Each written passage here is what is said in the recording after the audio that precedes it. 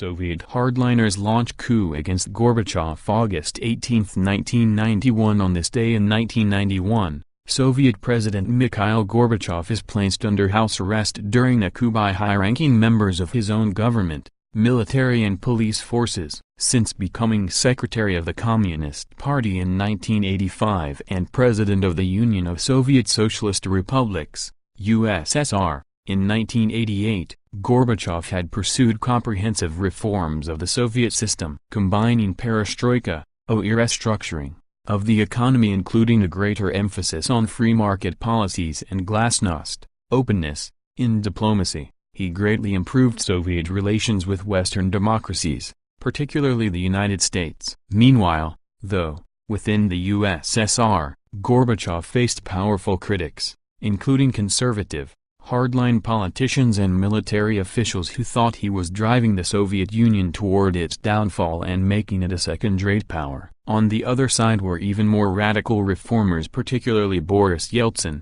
president of the most powerful socialist republic, Russia, who complained that Gorbachev was just not working fast enough. The August 1991 coup was carried out by the hardline elements within Gorbachev's own administration, as well as the heads of the Soviet Army and the KGB, or secret police. Detained at his vacation villa in the Crimea, he was placed under house arrest and pressured to give his resignation, which he refused to do. Claiming Gorbachev was ill, the coup leaders, headed by former Vice President Gennady Yanayev, declared a state of emergency and attempted to take control of the government. Yeltsin and his backers from the Russian parliament then stepped in, calling on the Russian people to strike and protest the coup. When soldiers tried to arrest Yeltsin, they found the way to the parliamentary building blocked by armed and unarmed civilians. Yeltsin himself climbed aboard a tank and spoke through a megaphone, urging the troops not to turn against the people and condemning the coup as a new reign of terror. The soldiers backed off,